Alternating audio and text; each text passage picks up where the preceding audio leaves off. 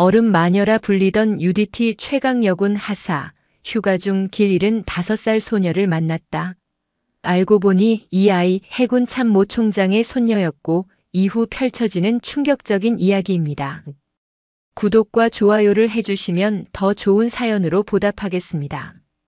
파도가 철썩이며 갯바위를 때리는 소리는 강해라 하사에게 익숙한 자장가와 같았다. 지독한 훈련의 끝을 알리는 교관의 목소리보다 살을 애는 겨울 바다의 냉기보다 심장을 옥죄는 수압보다 더 익숙한 소리. 대한민국 해군 특수전전단 UDT 괴물들만 모인다는 그곳에서도 그녀는 독종으로 통했다. 남자 동기들도 혀를 내두르는 체력과 어떤 상황에서도 냉정을 잃지 않는 강철 같은 정신력. 그녀의 등 뒤로 얼음 마녀라는 수식어가 그림자처럼 따라다녔지만 강해라는 단 한 번도 그 별명에 신경 써본 적이 없었다. 감정은 사치였고 냉철한 판단만이 생존을 보장하는 세계에서 살아남기 위한 그녀만의 방식이었다. 지옥줄을 몇 번이나 거친 것 같은 석 달간의 고강도 연합훈련이 막 끝났다. 피부는 소금기와 햇볕에 거칠어졌고 손톱 밑에는 흙먼지가 빠질 날이 없었다. 온몸의 근육은 비명을 질렀지만 그녀의 눈빛은 조금도 흐트러짐이 없었다. 그리고 마침내 꿀맛 같은 2주간의 휴가 명령이 떨어졌다. 동기들은 환호성을 지르며 휴가 계획을 늘어놓기 바빴다. 누군가는 보고 싶었던 연인을 만나러 간다고 했고 다른 누군가는 푹신한 침대에서 며칠 내내 잠만 잘 것이라고 했다. 강해라는 그들의 들뜬 대화를 무표정하게 들으며 묵묵히 자신의 관물대를 정리했다. 그녀에게 휴가는 막막함과 동의어였다. 군복을 벗고 사복으로 갈아입는 순간 그녀는 자신이 있어야 할 곳을 잃어버린 이방인이 되는 기분이었다. 총과 군장 대신 무엇을 손에 쥐어야 할지, 작전 목표 대신 무엇을 향해 나아가야 할지 알 수 없었다. 경남 창원시 진해구. 대한민국 해군의 심장이라 불리는 이곳의 공기는 늘 바다 냄새와 팽팽한 긴장감이 뒤섞여 있었다. 위병소를 통과해 익숙한 부대 앞 거리에 섰을 때 강해라는 비로소 자신이 민간인이 되었음을 실감했다. 훈련복이 아닌 청바지와 흰 티셔츠 차림의 자신이 어색했다. 귓가를 때리는 자동차 소음과 사람들의 웃음소리가 이질적으로 느껴졌다. 어디로 가야 하나? 나직한 혼잣말이 공기 중으로 흩어졌다. 가족들은 모두 서울에 있었다. 특수부대원이라는 딸의 직업을 늘 불안해하면서도 묵묵히 응원해주는 부모님. 하지만 지금 당장 그곳으로 달려가고 싶은 마음은 들지 않았다. 무뚝뚝한 딸이 살가운 안부 인사 한 번 없이 들이닥치는 것이 되려 걱정만 안겨드릴 것 같았다. 결국 그녀의 발걸음은 정처 없이 시내를 향했다. 뜨거운 아스팔트 열기가 발바닥을 통해 전해져 왔다. 평화로운 오후의 풍경 속에서 그녀는 마치 홀로 다른 시간대를 살아가는 사람처럼 겉돌았다. 진해 중앙시장의 복잡한 골목으로 접어들었을 때였다. 생선 비린내와 고소한 빵 냄새, 사람들의 활기찬 목소리가 뒤섞인 혼란 속에서 유독 날카롭게 그녀의 귀를 파고드는 소리가 있었다. 어린아이의 울음소리였다. 처음에는 무시하려 했다. 민간인의 세계에서 일어나는 수많은 일 중 하나일 뿐이라고. 하지만 울음소리는 그치지 않았고 점점 더 절박하게 변해갔다. 미세한 공포와 다급함이 섞인 그 소리는 수많은 위험 신호를 감지하도록 훈련된 강해라의 감각을 자극했다. 흐어엉 엄마 으앙. 본능적으로 소리가 나는 방향으로 고개를 돌렸다. 시장 한복판 수많은 인파 속에서 울음소리의 진원지를 찾는 것은 사막에서 바늘 찾기와 같았다. 하지만 그녀의 눈은 달랐다. 표적을 식별하고 주변 환경을 분석하는데 특화된 군인의 눈은 순식간에 인파의 흐름 속에서 이질적인 지점을 찾아냈다. 과일 가게 앞 왁자지껄한 흥정이 오가는 바로 옆에서 작은 여자아이가 너클 잃은 채 서서 울고 있었다. 5살 남짓 되어 보이는 아이는 하얀 원피스에 분홍색 리본 핀을 머리에 꽂고 있었다. 금방이라도 넘어질 듯 위태롭게 서서 작은 두 주먹으로 눈을 비비며 애타게 엄마를 찾고 있었다. 주변의 어른들은 잠시 힐끗 쳐다볼 뿐 제 갈 길을 가기 바빴다. 아이의 울음은 거대한 소음 속에 묻히는 작은 파동에 불과했다. 강혜라는 잠시 망설였다. 지금 자신이 나서야 할 이유가 없었다. 곧 아이의 부모가 나타나겠지. 괜히 엮였다가 복잡한 일에 휘말릴 수도 있었다. 그녀의 이성은 개입하지 말라고 명령했다. 하지만 발은 이미 움직이고 있었다. 3달 동안 수없이 되뇌었던 상황 발생 시 즉각 조치. 그것은 이미 그녀의 몸에 새겨진 본능이었다. 차가운 이성과 뜨거운 본능 사이의 짧은 충돌 끝에 언제나처럼 본능이 승리했다. 그녀는 망설임 없이 아이를 향해 발걸음을 옮겼다. 강철 같던 그녀의 심장에 아주 작고 미세한 균열이 생기는 순간이었다. 아이에게 다가가는 짧은 거리 동안 강혜라의 머릿속은 수십 가지 상황을 시뮬레이션했다.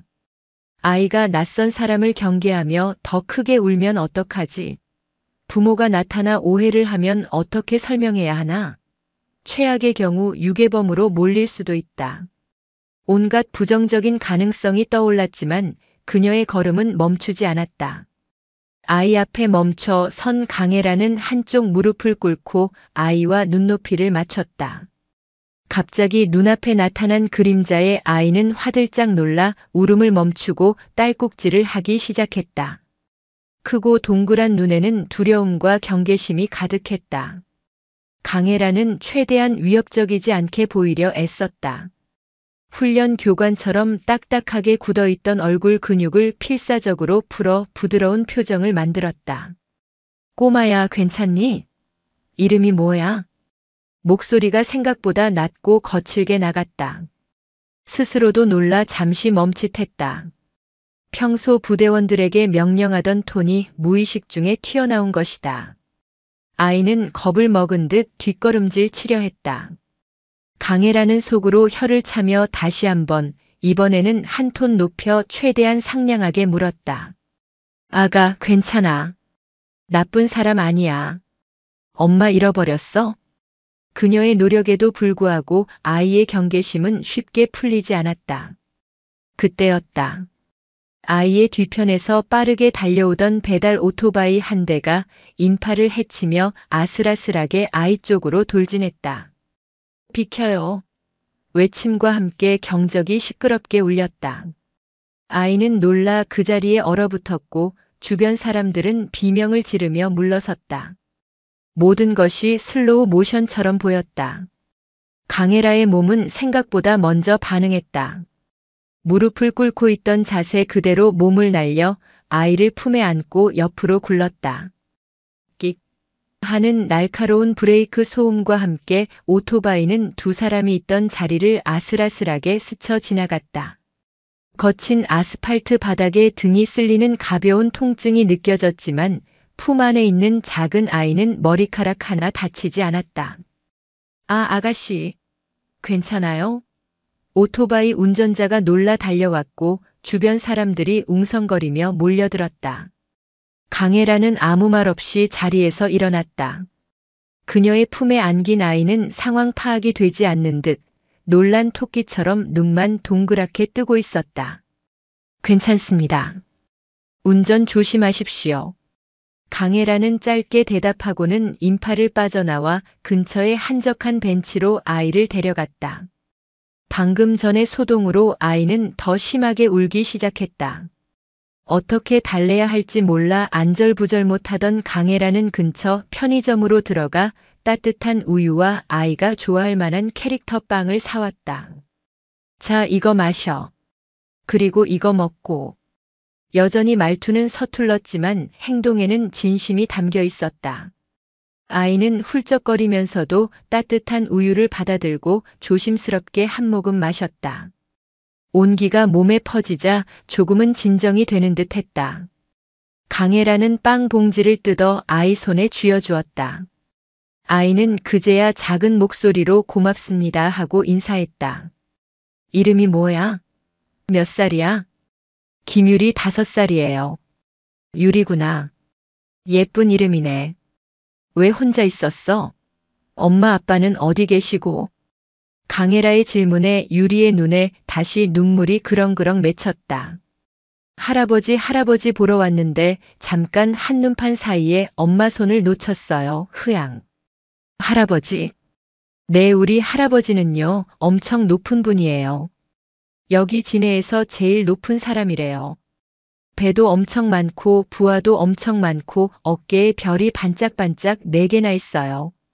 별이 4개. 강혜라의 표정이 순간 굳었다. 대한민국 해군에서 어깨에 별 4개를 달고 진해에 있는 사람은 단 1명뿐이었다. 해군 참모총장. 순간 등골을 타고 식은땀이 흘렀다. 그녀가 지금 보호하고 있는 아이는 대한민국 해군 최고 지휘관의 손녀였다. 일이 상상 이상으로 커졌다. 단순한 미아 보호가 아니었다.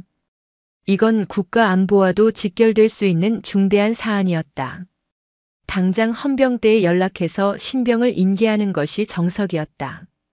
하지만 엉엉 울다가 지쳐 이제 겨우 진정한 유리를 보며 강혜라는 다른 결정을 내렸다.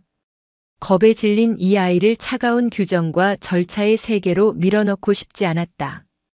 이 작은 손을 놓는 순간 아이는 다시 혼자가 되어 공포에 떨어야 할 것이다. 유리야.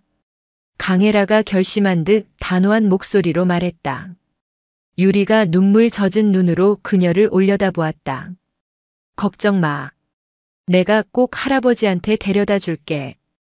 그것은 군인으로서의 약속이자 한 인간으로서 얼어붙었던 그녀의 마음이 내린 첫 번째 명령이었다.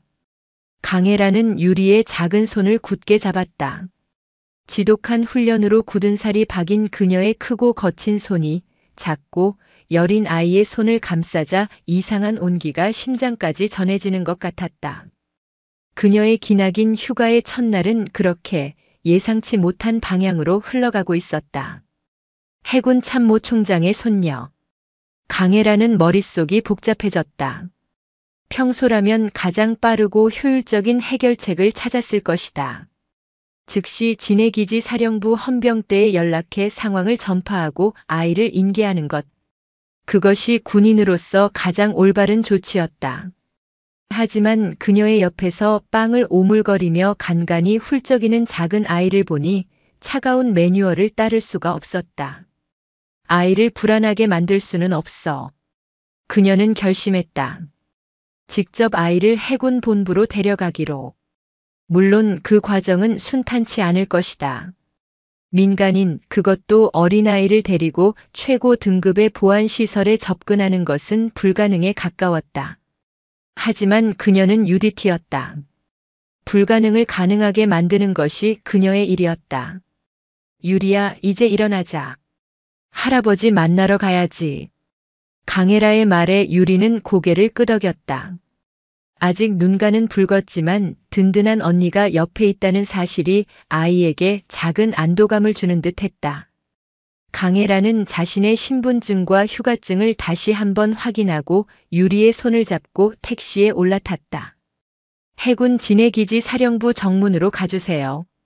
택시기사는 군복도 입지 않은 젊은 여자가 아이 손을 잡고 군부대로 향하는 것을 의아하게 쳐다봤지만 묵묵히 운전대를 돌렸다.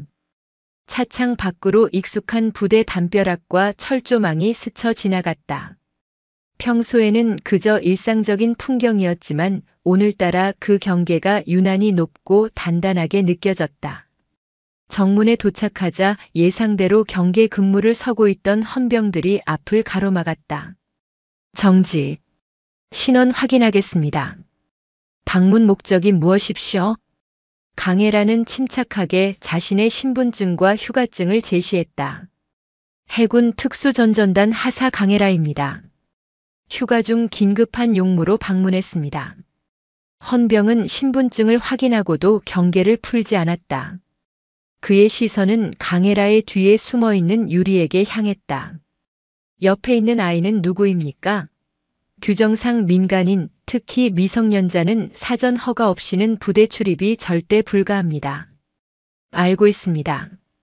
이 아이는 길을 잃은 아동이며 신원을 확인한 결과 부대 내에 연고자가 있는 것으로 판단됩니다. 시급히 보호자에게 인계해야 할 상황입니다. 강혜라는 최대한 사실만을 간결하게 전달했다. 하지만 참모총장의 손녀라는 말은 차마 꺼낼 수 없었다. 섣불리 말했다가는 상황이 걷잡을 수 없이 복잡해질 것을 직감했기 때문이다. 헌병은 난처한 표정을 지었다. 하사님, 심정은 이해하지만 규정은 규정입니다. 일단 아이는 저희가 민간 경찰에 인계하여 절차에 따라 보호자를 찾도록 하겠습니다. 안 됩니다. 강혜라가 단호하게 말했다. 그녀의 목소리에는 힘이 실려 있었다. 아이가 심하게 불안해하고 있습니다. 제가 직접 아이의 보호자에게 인계하겠습니다. 모든 책임은 제가 지겠습니다. 지금 즉시 해군 참모총장 비서실에 연락해 주십시오. 길을 잃은 김유리 양을 보호하고 있다고 전해주시면 됩니다. 해군 참모총장이라는 단어가 나오자 젊은 헌병의 얼굴이 하얗게 질렸다. 감히 상상도 못한 이름이었다. 그는 허둥지둥 동료 헌병에게 무언가 지시하더니 떨리는 손으로 인터폰을 들었다. 강혜라는 그동안 유리의 귀를 막아주며 작은 목소리로 속삭였다. 괜찮아, 유리야. 조금만 기다리면 할아버지 만날 수 있어. 몇 분이 흐르고 정문 안쪽에서 요란한 소리와 함께 검은색 세단 한 대가 달려왔다. 차에서 내린 것은 하얀 제복을 입은 영관급 장교와 하얗게 질린 얼굴의 젊은 여성이었다. 여자는 차에서 내리자마자 울먹이며 외쳤다. 유리야. 엄마. 유리는 강혜라의 손을 놓고 여자에게 달려가 품에 안겼다. 눈물의 재회였다. 강혜라는 한 걸음 뒤로 물러나 그 모습을 묵묵히 지켜보았다. 제복을 입은 장교 총장의 부관인 듯한 그는 강혜라에게 다가와 거수 경례를 했다. 감사합니다, 하사. 제가 총장님 부관입니다. 하사 덕분에 큰일을 막았습니다. 임무를 완수했을 뿐입니다. 강혜라는 짧게 대답하고 경례를 붙였다. 유리의 어머니는 울음을 그치고 강혜라에게 다가와 몇 번이고 허리를 숙이며 감사 인사를 전했다. 정말 감사합니다. 어떻게 감사드려야 할지 사례를. 괜찮습니다. 군인으로서 당연히 해야 할 일을 했습니다. 강혜라는 손사래를 치며 정중히 거절했다. 아이가 무사히 엄마 품에 안긴 것을 확인하자 온몸의 긴장이 풀리는 기분이었다. 이제 자신의 역할은 끝났다. 길고도 짧았던 휴가 첫날의 소동이 막을 내리는 순간이었다. 그럼 이만 가보겠습니다. 즐거운 휴가 보내십시오. 그녀는 인사를 마치고 돌아섰다. 더 이상 이곳에 머물 이유가 없었다. 소란의 중심에서 벗어나 다시 이름 없는 민간인으로 돌아가고 싶었다. 뒤에서 자신을 부르는 소리가 들리는 것 같았지만 강혜라는 뒤돌아보지 않고 묵묵히 걸었다. 석양빛이 길게 늘어진 아스팔트 위로 그녀의 그림자가 조용히 따라붙고 있었다. 차가운 강철 심장에 따뜻한 온기를 남기고 간 작은 소녀의 얼굴을 떠올리며 그녀는 알 수 없는 감정의 입술을 지그시 깨물었다. 이것으로 모든 것이 끝났다고 그녀는 생각했다. 하지만 운명은 그녀의 휴가를 이대로 평범하게 끝내줄 생각이 없는 듯 했다. 소란이 썰물처럼 빠져나간 자리는 적막했다. 강혜라는 부대를 등지고 몇 걸음 걷다가 저도 모르게 멈춰섰다. 손바닥에 남아있는 것 같은 작은 아이의 온기, 귓가에 맴도는 아이의 울음소리와 다급했던 엄마의 목소리. 그 모든 것이 방금 전 겪은 일이 꿈이 아니었음을 증명하고 있었다. 그녀의 휴가는 시작과 동시에 가장 강렬한 임무를 완수한 셈이었다. 하지만 임무 완수 후의 뿌듯함과는 다른 낯설고 미묘한 감정이 마음 한구석에서 조용히 피어오르고 있었다. 그녀는 진해 시내의 허름하지만 깨끗한 모텔에 방을 잡았다. 훈련 기간 내내 그리워했던 푹신한 침대였지만 막상 몸을 눕히자 잠은 오지 않았다. 천장의 무늬를 무표정하게 바라보며 방금 전의 일들을 복기했다. 자신의 행동에 절차상 문제는 없었는가? 민간인, 특히 요인의 가족에게 과도하게 개입한 것은 아닌가? 군인으로서의 냉철한 이성이 끊임없이 경고 신호를 보냈지만 다른 한편에서는 유리에 겁먹었던 눈동자가 떠올라 그 모든 이성적 판단을 무력하게 만들었다. 지켜야 할 대상이었을 뿐이다.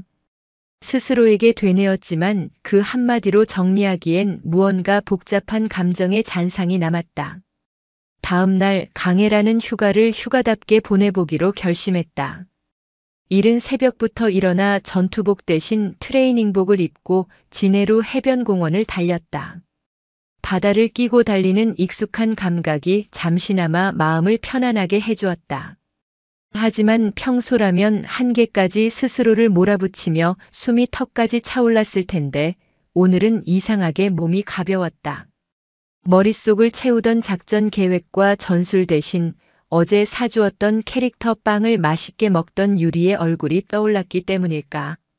한편 그 시각 진해 해군기지 깊숙한 곳에 위치한 해군 본부의 참모총장 집무실에서는 무거운 공기가 흐르고 있었다.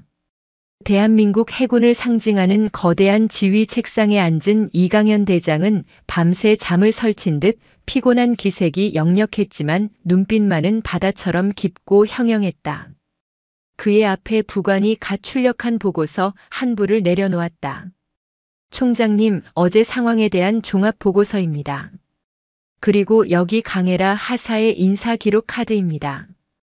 이강현 대장은 말없이 보고서를 집어들었다. 어제 외동딸에게 전화를 받고 심장이 내려앉았던 순간을 생각하면 지금도 아찔했다. 손녀딸 유리가 시장에서 손을 놓쳐 잃어버렸다는 소식, 그리고 곧바로 한 해군 하사가 아이를 보호하고 있다는 연락을 받기까지의 그 짧은 시간이 지옥처럼 느껴졌다. 보고서에는 강해라가 아이를 발견한 시점부터 오토바이 사고에서 몸을 날려 아이를 구한 것, 그리고 아이를 안심시키며 부모에게 안전하게 인계하기까지의 모든 과정이 분 단위로 상세하게 기록되어 있었다. 오토바이. 이 대장이 나직이 묻자 부관이 긴장된 목소리로 답했다.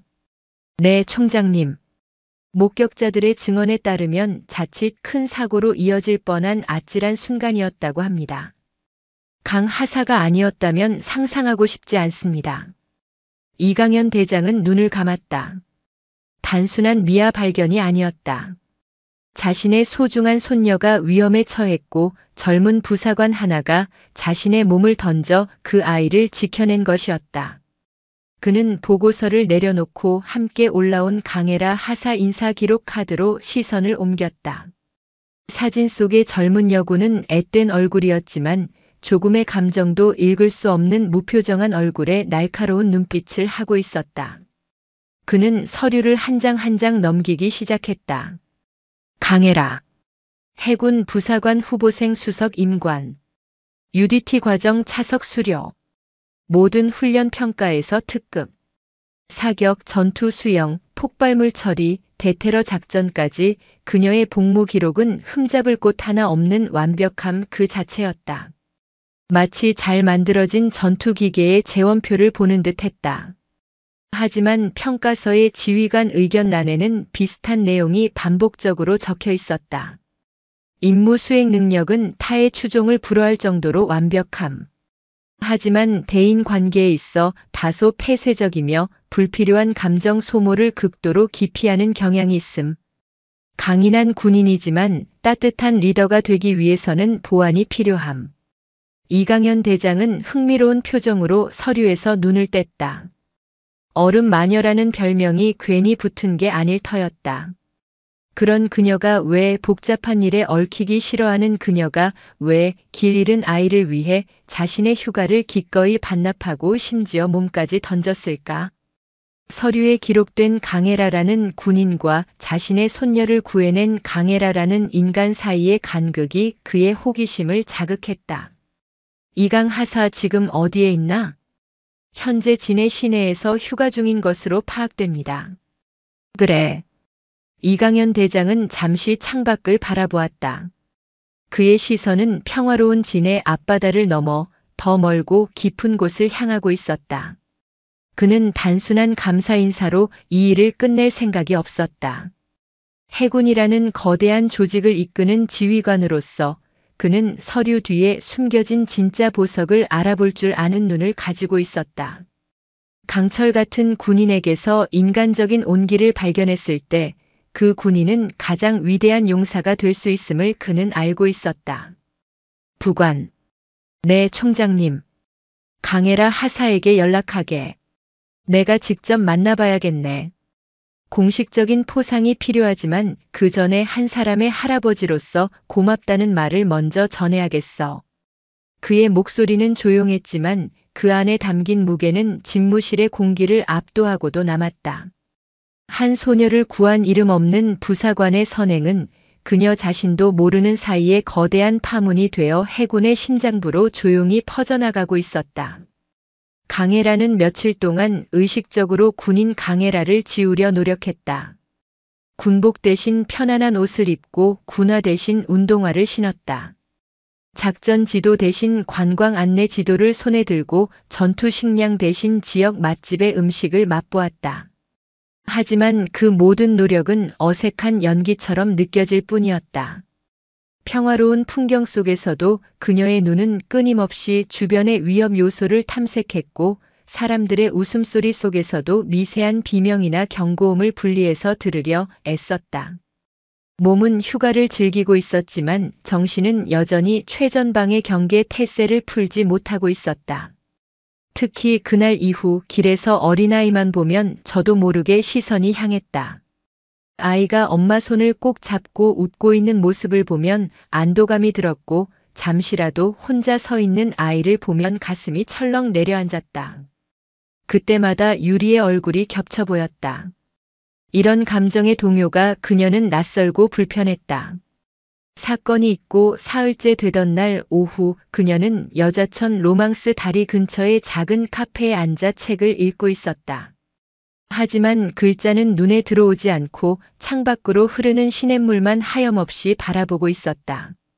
그때였다. 주머니 속의 휴대폰이 짧게 진동했다. 화면에 뜬 것은 발신자 표시 제한 번호였다. 보통이라면 받지 않았겠지만 무언가 불길하면서도 거부할 수 없는 예감의 통화 버튼을 눌렀다. 통신 보안. 해군 특수전전단 하사 강해라입니다. 그녀는 자신도 모르게 군대식으로 전화를 받았다. 수화기 너머에서 잠시 침묵이 흐르더니 이내 낮고 정중한 남자의 목소리가 들려왔다. 강해라 하사님 되십니까? 저는 해군 참모총장실 부관 소령 김진수입니다. 순간 강해라의 등줄기가 굳었다. 참모총장실. 소령. 평생 한 번 통화할 일도 없을 이름과 직책이었다. 심장이 빠르게 뛰기 시작했다. 혹시 그날의 일로 문책을 당하는 것은 아닐까? 규정을 어기고 민간인 문제에 과도하게 개입한 것에 대한 징계. 온갖 부정적인 생각이 머릿속을 스쳐 지나갔다. 네, 맞습니다. 무슨 일이십니까? 그녀는 최대한 침착하게 목소리가 떨리지 않도록 안간힘을 쓰며 대답했다. 다름이 아니오라 총장님께서 강 하사님을 직접 뵙고 싶어 하십니다. 잠시 시간을 내주실 수 있겠습니까? 제가 말입니까? 네. 내일 오전 10시 정각까지 해군 본부 정문으로 와주시면 제가 직접 마중 나가겠습니다. 복장은 근무복이나 정복 착용을 부탁드립니다. 정중했지만 거절의 여지는 없는 통보였다. 강해라는 마른 입술을 축이며 대답했다. 알겠습니다. 내일 오전 10시까지 가겠습니다. 감사합니다. 그럼 내일 뵙겠습니다. 통화는 짧게 끝났다. 하지만 강해라는 한동안 휴대폰을 귀에서 떼지 못했다. 카페 안의 잔잔한 음악 소리와 사람들의 대화 소리가 갑자기 먼 세상의 일처럼 느껴졌다. 해군 참모총장의 호출. 그것은 일개 하사에게는 상상조차 할 수 없는 일이었다. 포상일까 징계일까? 머릿속이 하얗게 비는 것 같았다. 그날 밤 강해라는 뜬 눈으로 밤을 새웠다. 다음 날 아침 일찍 그녀는 모텔 방에서 휴가 나오기 전 가방 깊숙이 넣어두었던 하정복 여름 정복을 꺼냈다. 조금의 구김도 용납할 수 없다는 듯 뜨거운 다리미로 몇 번이고 옷에 각을 세웠다. 새하얀 정복과 정모 목에 두르는 검은색 스카프, 반짝거리게 닦은 단화. 그녀는 마치 첫 임관식 때처럼 혹은 중요한 작전에 투입되기 전처럼 경건한 마음으로 옷을 입었다. 거울 앞에 선 그녀의 모습은 더 이상 어색한 휴가객이 아니었다. 새하얀 제복은 그녀의 몸에 완벽하게 들어맞았고 흐트러짐 없는 자세와 굳게 담은 입술은 그녀가 왜 UDT의 얼음 마녀라 불리는지를 증명해 주었다. 제복은 그녀에게 갑옷과도 같았다. 불안하고 혼란스러웠던 마음이 제복의 팽팽한 긴장감 속으로 가라앉으며 다시 군인 강해라로 돌아온 기분이었다. 그녀는 마지막으로 정모를 깊숙이 눌렀었다. 거울 속 자신에게 무언의 다짐을 하듯 짧게 목례를 하고 방을 나섰다. 해군 본부로 향하는 그녀의 발걸음에는 조금의 망설임도 없었다. 어떤 결과가 기다리고 있든 피하지 않고 정면으로 마주하리라. 그것이 그녀가 살아온 방식이었으니까. 해군 본부 청사는 그 위용만으로도 사람을 압도하는 기운을 뿜어내고 있었다. 강해라는 정문에서 대기하고 있던 김진수 소령의 안내를 받아 청사 안으로 들어섰다. 복도를 오가는 수많은 장교와 부사관들은 그녀의 어깨에 붙은 UDT 휘장과 흠잡을 데 없는 용모를 힐끗 쳐다보며 지나갔다. 그들의 시선 속에는 호기심과 함께 미묘한 긴장감이 서려 있었다.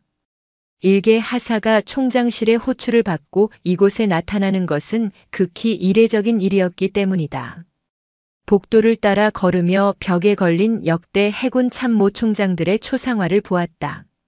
흑백 사진 속의 창군 원로부터 최근의 지휘관까지 그들의 엄격한 시선이 마치 자신을 꿰뚫어 보는 것 같아 강해라는 저도 모르게 허리를 꼿꼿이 세웠다. 마침내 거대한 원목으로 만들어진 참모총장실이라는 명패가 붙은 문 앞에 도착했다. 김소령은 가볍게 노크를 한 뒤 문을 열고 그녀를 안으로 안내했다. 총장님, 강해라 하사 도착했습니다. 들라하게. 묵직하고 위험 있는 목소리가 안에서 울려 퍼졌다. 강해라는 심호흡을 한 번 하고 집무실 안으로 들어섰다. 집무실은 생각보다 넓고 소박했다. 한쪽 벽면을 가득 채운 책장과 거대한 세계 지도, 그리고 창가에 놓인 낡은 소파가 전부였다. 가장 눈에 띄는 것은 창문이었다. 통유리창 너머로 진해 군항의 전경이 그림처럼 펼쳐져 있었다. 수많은 함선들이 정박해 있는 모습은 그 자체로 대한민국 해군의 심장이 뛰고 있음을 보여주는 듯했다. 그리고 그 창가에 한 남자가 뒷짐을 지고 서 있었다. 새하얀 하정복 어깨 위로 금빛 수술과 함께 빛나는 4개의 별. 해군 대장 이강현 해군 참모총장이었다. 강해라는 집무실 중앙에 멈춰 서서 칼 같은 각도로 거수 경례를 했다. 하사 강해라. 명받았습니다. 우렁찬 목소리가 집무실을 가득 메웠다. 이강현 대장은 천천히 몸을 돌렸다. 언론에서 보던 엄격한 군인의 얼굴이 아니었다. 깊은 눈매와 온화한 미소를 가진 인자한 할아버지의 얼굴이었다. 그래, 강하사. 편히 쉬게. 그는 손짓으로 경례를 풀게 하고는 책상이 아닌 창가 옆 소파로 그녀를 안내했다. 강해라는 잠시 망설이다가 부동자세로 소파 끝에 걸터 앉았다. 이강현 대장은 맞은편에 앉으며 직접 찻잔에 따뜻한 차를 따라 건넸다. 긴장할 것 없네. 오늘은 지휘관으로서가 아니라 한 아이의 할아버지로서 강하사를 부른 것이니. 그의 말에 강해라는 고개를 들었다. 며칠 동안 우리 집안이 발칵 뒤집혔었네.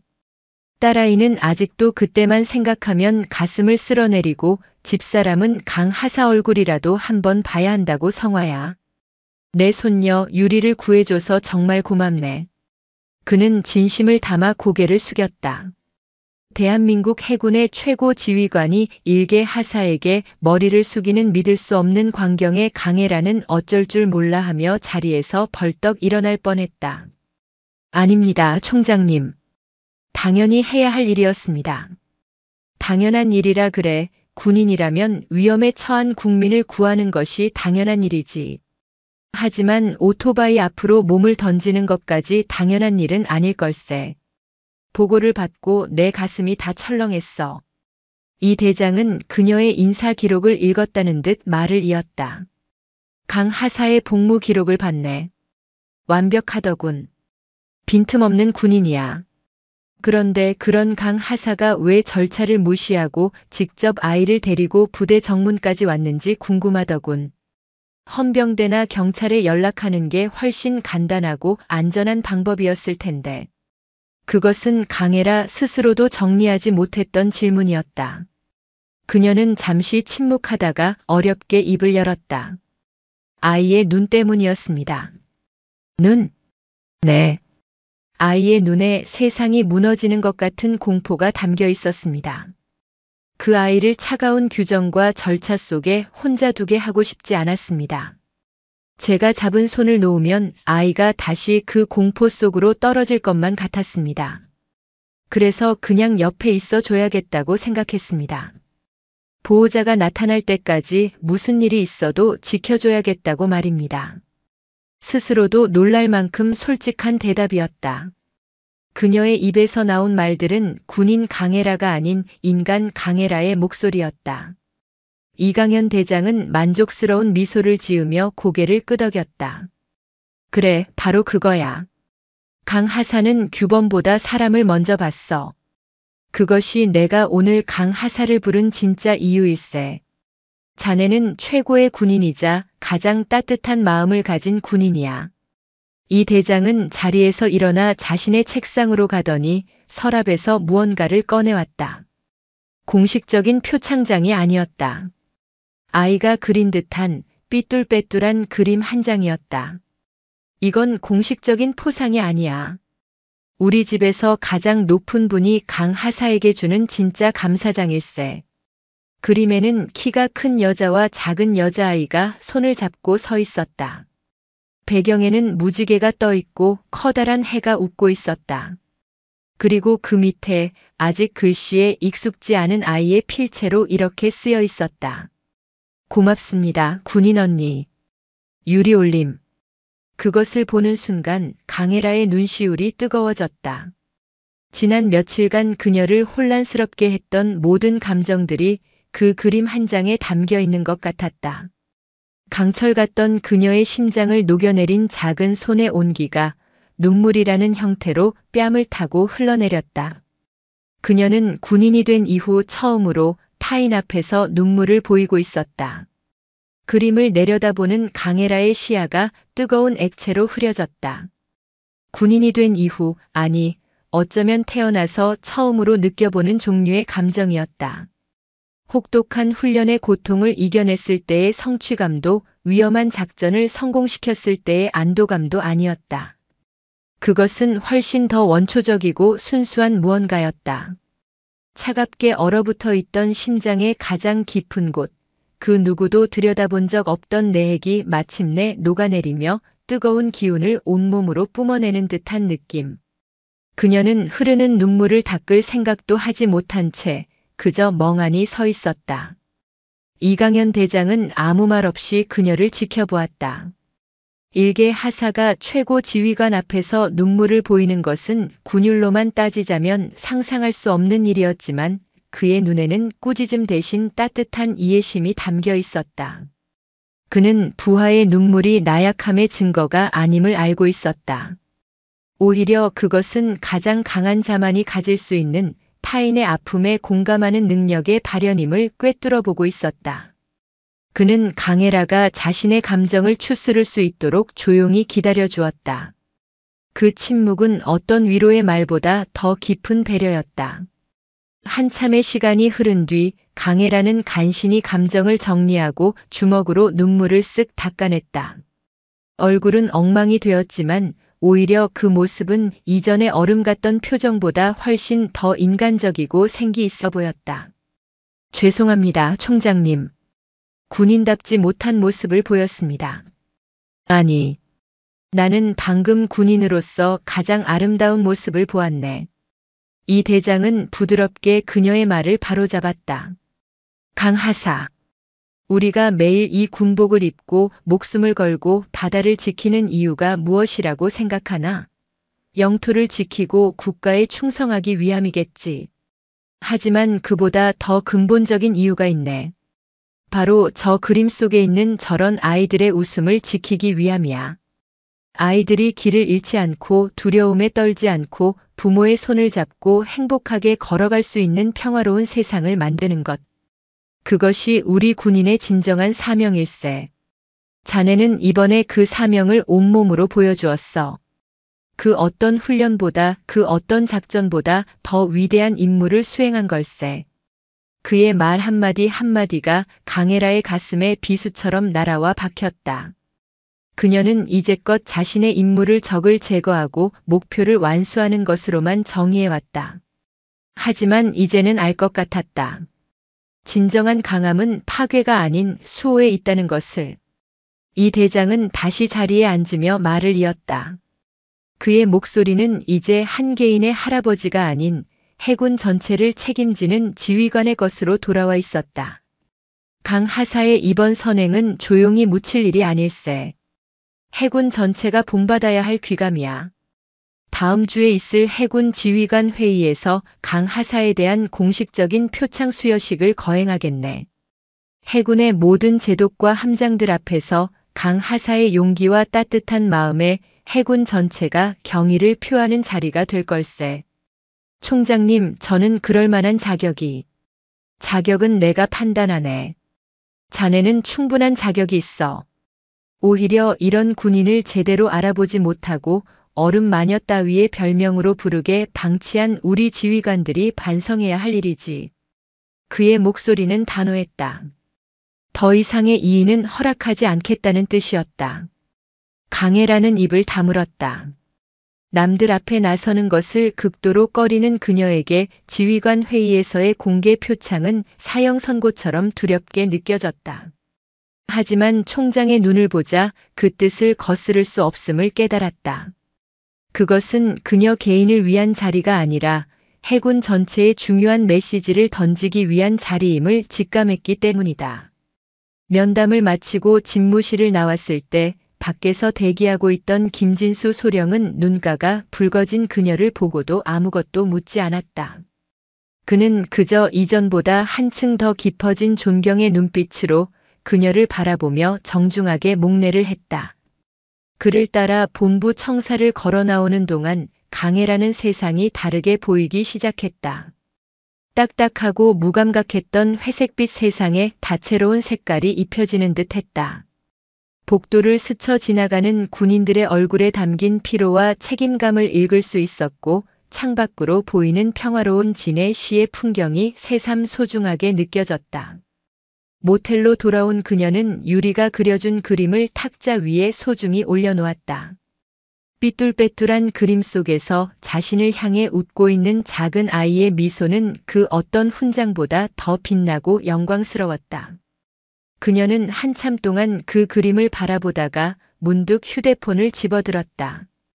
그리고 아주 오랜만에 엄마라고 저장된 번호로 통화 버튼을 눌렀다. 서연아. 웬일이야, 휴가 나왔으면서 연락 한 통 없어서 걱정했잖아. 별일 없는 거지? 수화기 너머로 들려오는 걱정 가득한 어머니의 목소리. 늘 무뚝뚝하게 별일 없습니다라고 대답하던 그녀였지만 오늘은 달랐다. 엄마 그냥 목소리 듣고 싶어서 전화했어요. 잘 지내시죠? 순간 수화기 너머로 침묵이 흘렀다. 아마도 딸의 갑작스러운 변화에 놀랐을 터였다. 이내 떨리는 목소리가 들려왔다. 그럼 잘 지내지. 우리 딸 목소리 들으니까 더 힘이 나네. 밥은 잘 챙겨 먹고 다니고 어디 아픈 데는 없고. 쏟아지는 질문들. 예전 같았으면 귀찮다고 느꼈을 그 평범한 안부 인사가 오늘따라 가슴을 저미도록 따뜻하게 다가왔다. 강혜라는 창밖을 바라보며 나직이 대답했다. 네, 엄마. 저 아주 잘 지내요. 그녀의 목소리에는 이제껏 없었던 부드러운 미소가 담겨 있었다. 강철은 마침내 녹아 가장 따뜻한 물이 되어 흐르기 시작했다. 일주일이라는 시간은 화살처럼 빠르게 지나갔다. 강혜라는 남은 휴가 기간을 조용히 자신을 돌아보는 시간으로 보냈다. 더 이상 불면의 밤에 시달리지 않았고 낯선 평화로움에 불안해하지도 않았다. 그녀는 마치 오랫동안 잊고 있던 자신의 다른 반쪽을 되찾은 사람처럼 세상과 자연스럽게 호흡하기 시작했다. 그리고 마침내 표창 수여식이 열리는 날이 밝았다. 강혜라는 다시 한번 하정복을 완벽하게 차려입고 해군 본부로 향했다. 지난번과는 분위기가 사뭇 달랐다. 정문을 통과할 때 헌병들은 그녀를 알아보고 먼저 거수 경례를 붙여왔다. 그녀가 복도를 지날 때 마주치는 모든 장병들이 그녀에게 존경의 눈빛을 보냈다. 그녀의 이야기는 이미 해군 전체에 조용하지만 강렬한 파도처럼 퍼져나가고 있었다. 김진수 소령의 안내를 받아 도착한 곳은 지난번의 총장 집무실이 아닌 본부 대회의실이었다. 육중한 문이 열리자 거대한 디귿자 형태의 테이블에 해군의 모든 별들이 앉아있는 광경이 눈앞에 펼쳐졌다. 해군작전 사령관, 각 함대 사령관, 전단장 등등. 해군을 움직이는 모든 핵심 지휘관들이 그곳에 모여 있었다. 그들의 시선이 일제히 문 앞에 선 젊은 하사에게로 향했다. 그 엄청난 무게감에 보통 사람이라면 다리가 풀렸을 테지만 강혜라는 오히려 당당하게 허리를 펴고 그들의 시선을 맞받았다. 그녀는 더 이상 주눅 들지 않았다. 회의가 잠시 중단되고 이강현 대장이 자리에서 일어나 연단으로 향했다. 오늘 이 자리에 해군의 자랑스러운 군인 한 명을 소개하고자 합니다. 이 대장은 회의실에 모인 지휘관들을 둘러보며 입을 열었다. 그의 목소리는 낮았지만 회의실 전체를 장악하는 힘이 있었다. 우리는 종종 잊곤 합니다. 우리가 가진 최첨단 이지스함과 잠수함, 강력한 미사일보다 더 중요한 것이 무엇인지를 말입니다. 그것은 바로 우리 군인 한 사람 한 사람의 투철한 군인 정신과 따뜻한 마음입니다. 얼마 전 여기 있는 강혜라 하사는 자신의 휴가 중에 길을 잃고 위험에 처한 어린아이를 구했습니다. 자신의 몸을 던져 아이를 보호했고 아이가 부모의 품으로 돌아갈 때까지 불안한 마음을 다독이며 곁을 지켰습니다. 이 대장은 잠시 말을 멈추고 강혜라를 바라보았다. 그 아이는 제 손녀였습니다. 회의실 안에 가벼운 술렁임이 일었다. 총장의 손녀를 구했다는 사실에 모두 놀란 기색이었다. 하지만 강 하사는 그 아이가 누구의 손녀인지 몰랐습니다. 그저 도움이 필요한 대한민국 국민의 한 사람이었기에 군인으로서의 본분을 다했을 뿐입니다. 이것이야말로 우리가 추구해야 할 진정한 군인의 모습이 아니겠습니까? 강혜라 하사는 국민의 군대라는 우리의 존재 이유를 온몸으로 증명해 보였습니다. 연설이 끝나고 이 대장은 강혜라를 불렀다. 해군 특수전전단 하사 강혜라. 앞으로 나오시오. 그녀의 이름이 회의실 전체에 울려 퍼졌다. 강혜라는 절도 있는 동작으로 연단 앞으로 나아갔다. 수십 개의 별들 앞에서 그녀는 조금도 위축되지 않았다. 이강현 대장은 준비된 표창장과 함께 빛나는 메달 하나를 들었다. 해군 참모총장 표창 그리고 그에 수여되는 해군 공로 메달이었다. 부사관에게 수여될 수 있는 가장 영예로운 상 중 하나였다. 이 대장은 직접 강혜라의 새하얀 정복 왼쪽 가슴에 메달을 달아주었다. 금속의 차가운 감촉이 심장께에 닿는 순간 강혜라는 벅차오르는 감정을 느꼈다. 그가 메달을 달아주며 나직하게 속삭였다. 자랑스럽다 강하사. 해군 전체가 자네를 자랑스러워할 걸세. 강혜라는 아무 말 없이 눈빛으로 모든 감사를 전하며 거수 경례를 했다. 그 순간 회의실에 앉아있던 한 제독이 자리에서 일어나 박수를 치기 시작했다. 그러자 마치 약속이라도 한 듯 모든 지휘관들이 자리에서 일어나 우레와 같은 박수를 보냈다. 해군의 모든 별들이 이름 없는 한 부사관의 선행과 용기에 진심 어린 경의를 표하는 순간이었다. 박수 소리가 잦아들자 이 대장은 아직 끝나지 않았다는 듯 다시 마이크를 잡았다. 그리고 한 가지 더. 저는 강해라 하사의 이번 행동에서 단순한 용기를 넘어 한 리더의 자질을 보았습니다. 사람의 마음을 먼저 헤아릴 줄 아는 지휘관이야말로 우리 해군이 가장 필요로 하는 인재입니다. 이에 강해라 하사를 해군 리더십 개발원의 특별 리더십 프로그램 대상자로 공식 추천하는 바입니다. 이번에는 놀라움의 탄성이 터져 나왔다. 특별 리더십 프로그램은 주로 장교들을 대상으로 하는 엘리트 교육 과정이었다. 부사관이, 그것도 하사가 그 대상자로 추천되는 것은 전례가 없는 파격적인 조치였다. 강해라 자신도 믿을 수 없다는 표정으로 총장을 바라보았다. 그녀의 소속 부대인 특수전전단장 역시 놀란 얼굴이었지만 이내 그 누구보다 자랑스러운 미소로 고개를 끄덕였다. 이것은 단순한 포상이 아니었다. 그녀의 인생 항로를 완전히 바꾸어 놓을 새로운 기회였다. 늘 그림자 속에서 가장 날카로운 칼이 되는 것만을 목표로 삼았던 그녀에게 이제는 사람들을 이끄는 등대가 될 기회가 주어진 것이다. 강해라는 연단에서 내려와 자신의 자리로 돌아왔다. 가슴에 달린 메달의 무게보다 자신에게 주어진 새로운 책임감과 기대의 무게가 훨씬 더 무겁게 느껴졌다. 하지만 그것은 그녀를 짓누르는 무게가 아니었다. 더 높이, 더 멀리 나아갈 수 있게 해주는 기분 좋은 무게감이었다. 그녀의 이름은 이제 더 이상 얼음 마녀가 아니었다. 해군의 심장부에서 가장 뜨겁게 울려 퍼진 희망의 이름이었다. 길었던 휴가가 끝나고 강해라는 자신의 집과도 같은 진해의 UDT 부대로 복귀했다. 부대 위병소를 통과하는 순간 그녀는 다시 치열한 현실로 돌아왔음을 실감했다. 하지만 이전과는 모든 것이 달라져 있었다. 자신을 둘러싼 공기, 자신을 바라보는 시선, 그리고 무엇보다 자기 자신. 그녀의 소식은 이미 부대 전체에 파다했다. 총장의 손녀를 구한 영웅, 해군의 모든 지휘관들 앞에서 기립박수를 받은 전설, 그리고 부사관 최초로 특별 리더십 프로그램에 추천된 인물. 동기들과 선후배들은 더 이상 그녀를 얼음 마녀라 부르며 피해 다니지 않았다.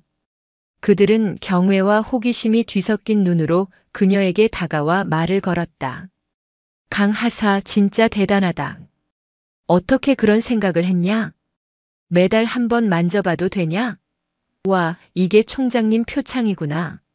쏟아지는 관심이 어색했지만 강해라는 더 이상 예전처럼 철벽을 치지 않았다. 그녀는 쑥스러워하면서도 담담하게 그날의 이야기를 들려주었다. 그녀의 이야기에 동료들은 때로는 감탄하고 때로는 자신의 일처럼 가슴을 쓸어내렸다. 그 과정에서 강해라는 자신과 동료들 사이에 존재했던 보이지 않는 벽이 허물어지는 것을 느꼈다.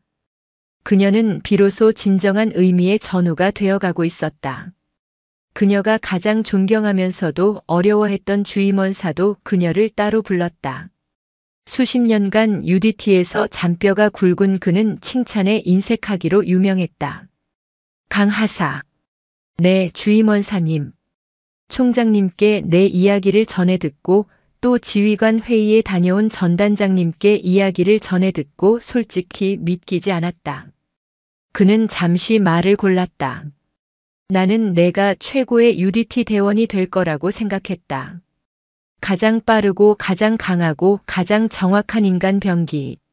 하지만 거기까지라고 생각했지. 내가 부대를 이끌 리더가 될 거라고는 상상도 못했다. 내가 틀렸다. 총장님께서는 내 안에 숨겨진 더 큰 것을 보신 게야. 축하한다. 그리고 고맙다. UDT의 명예를 드높여줘서. 평생 들을 칭찬을 다 들은 것만 같았다. 주임원사의 투박하지만 진심 어린 인정에 강해라는 코끝이 찡해지는 것을 느꼈다. 그날 저녁 모든 훈련이 끝난 뒤 강해라는 홀로 부대 앞바다가 내려다 보이는 작은 언덕에 올랐다. 해질녘의 바다는 붉은 노을을 머금고 잔잔하게 빛나고 있었다. 늘 생존과 사투를 벌이던 냉혹한 훈련의 장소였던 바다가 오늘따라 어머니의 품처럼 따뜻하고 평화로워 보였다. 그녀는 전투복 주머니에서 소중히 간직해온 유리의 그림을 꺼냈다. 여러 번 보고 또 보느라 종이는 가장자리가 달아 있었다. 삐뚤빼뚤한 그림과 고맙습니다. 군인 언니라는 글씨. 이 작은 종이 한 장이 자신의 인생을 송두리째 바꾸어 놓았다. 그녀는 깨달았다. 진정한 군인의 사명은 누군가를 이기는 것이 아니라 누군가를 지키는 것임을. 자신의 힘과 기술은 적을 파괴하기 위해서가 아니라 유리와 같은 약한 존재들이 평화로운 세상에서 마음껏 웃고 뛰어놀 수 있도록 지켜주기 위해 존재한다는 것을. 강해라는 그림을 조심스럽게 다시 접어 주머니에 넣었다. 그리고 어둠이 내리기 시작하는 광활한 바다를 향해 그 누구에게도 들리지 않을 자신만의 굳은 맹세를 다졌다. 나는 이제부터 수호자가 되겠다. 더 이상 가장 날카로운 창이 되기를 바라지 않으리라. 대신 가장 튼튼한 방패가 되겠다.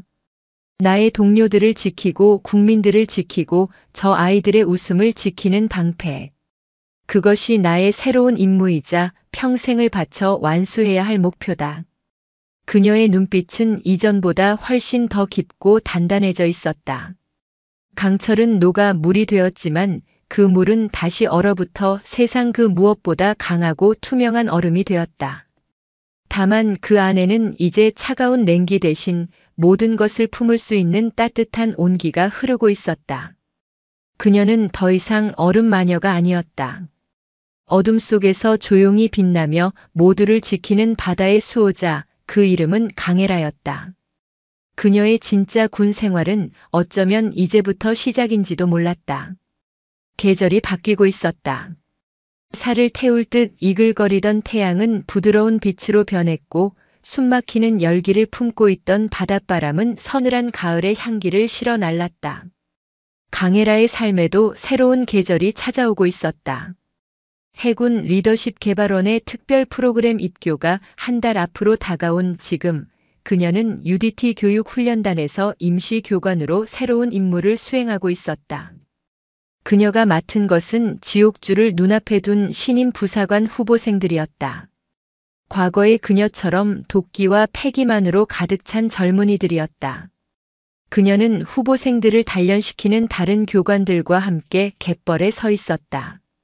정신 똑바로 안 차려. 그런 나약한 정신 상태로 UDT 대원이 될 수 있을 것 같아. 포기할 거면 지금 당장 종을 쳐라. 여기는 약한 놈들이 머물 곳이 아니다. 교관들의 불호령이 갯벌 위에 울려 퍼졌다. 후보생들은 무거운 보트를 머리에 이고 차가운 바닷물 속에서 한계와 싸우고 있었다. 강해라는 그들을 묵묵히 지켜보았다. 예전의 그녀였다면 저들 중 가장 약한 후보생을 가장 먼저 솎아내는 데 집중했을 것이다. 비정한 효율성. 그것이 그녀가 배운 전부였다. 하지만 지금 그녀의 눈은 다른 것을 보고 있었다. 한 후보생이 다리가 풀려 주저앉으려 하자 바로 옆에 있던 동료가 이를 악물고 그의 어깨를 떠받쳐주는 모습. 모두가 지쳐서 신음하는 와중에도 팀의 구령을 가장 큰 목소리로 외치며 분위기를 이끌려는 작은 체구의 후보생. 교관들의 눈을 피해 요령을 피우는 후보생과 그를 조용히 노려보며 제자리로 돌려놓는 다른 후보생. 그녀는 이제 단순한 체력의 한계가 아닌 그들의 관계와 의지, 내면의 불꽃을 읽고 있었다. 야간 침투 훈련 중이었다. 달빛조차 없는 칠흑 같은 어둠 속에서 후보생들은 차가운 가을 바다를 헤쳐나가고 있었다.